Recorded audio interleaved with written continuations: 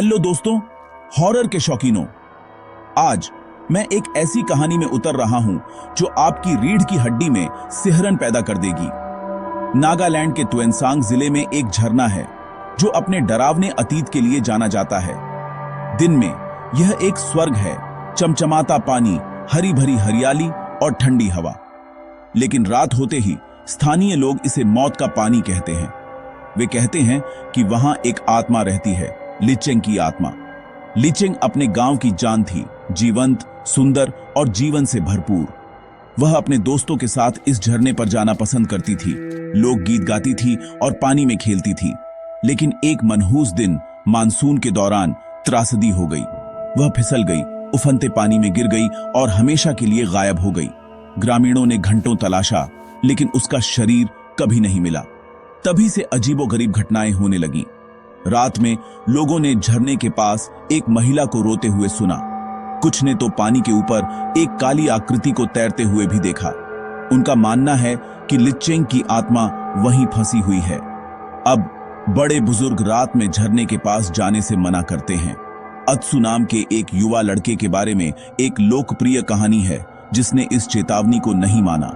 उसने आधी रात को झरने से एक लड़की को उसे हाथ हिलाते हुए देखा। अपने दोस्तों की मिन्नतों के बावजूद वह करीब गया और फिर कभी नहीं देखा गया। अगली सुबह उन्हें पानी के पास उसकी चप्पलें और एक लाल कपड़ा ही मिला। लेकिन फिर एक खांटी है, एक जिज्ञासु आत्मा जिसे इस तरह के रहस्यों में बहुत दिलचस्पी है। उसने सोचा कि ये सिर्फ अंधविश्वास हैं और खुद सच्चाई का पता लगाने का फैसला किया। एक टॉर्च, माचिस और एक लाल कपड़े के साथ, जिसे आत्माओं को आकर्षित करने वाला कहा जाता है, खांटी एक चांद रहित रात में निकला। जंगल अजीब आवाजों से भरा हुआ था, लगभग जैसे उसे रहस्य फुसफुसा रहे हों। आखिरकार खांटी झरने पर पहुंच गया। माहौल रीढ़ की हड्डी में सिहरन पैदा करने वाला था। पानी की आवाज एक अजीब कंपन के साथ गूंज रही थी, जैसे हवा में शब्द बन रहे हों। उसने अपनी टॉर्च बंद कर दी और सुना। तभी उसने उसे सुना, एक धीमी, दिल दहला देने वाली सिसकी। उसने झरने के ऊपर एक काली आकृति देखी, एक महिला का चेहरा, लंबे गीले बाल और भेदी लाल आंखें। डरकर खांटी ने अपनी टॉर्च जलाई और वह आकृति गायब हो गई। लेकिन फिर उसके पीछे हंसी गूंज उठी। मुड़कर देखा तो उसे कुछ नहीं दिखा। अचानक पानी उछला और एक स्त्री आकृति उभरी। उसका आधा चेहरा ढका हुआ था, होंठ नीले थे, आंखें खून जैसी लाल थीं। वह खांटी की ओर बढ़ी, फुसफुसाते हुए, तुम अकेले क्यों हो? मुझे किसी की जरूरत है, मैं यहां बहुत अकेली हूं। उसकी आवाज दुख और आतंक का एक अजीब मिश्रण थी।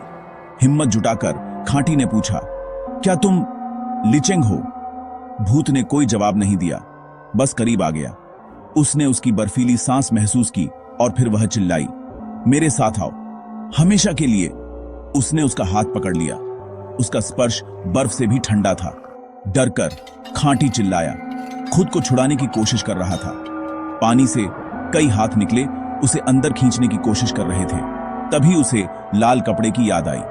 हताश होकर उसने उसे पानी में फेंक दिया। आत्मा की नजर कपड़े पर पड़ी और हाथ उसके पीछे पीछे गए। खांटी ने मौके का फायदा उठाया, अपनी जान बचाने के लिए भागा। उसके पीछे हवा रोने और हंसी से भर गई।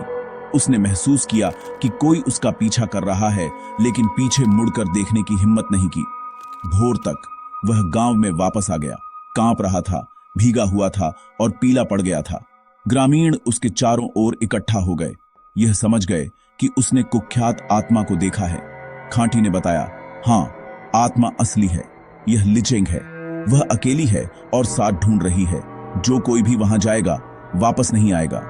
तो यह रही लिचेंग के झरने की डरावनी कहानी, एक भयानक याद दिलाना कि कुछ रहस्य अनसुलझे ही छोड़ देना बेहतर है। अगली बार तक डरावने बने रहें। दोस्तों,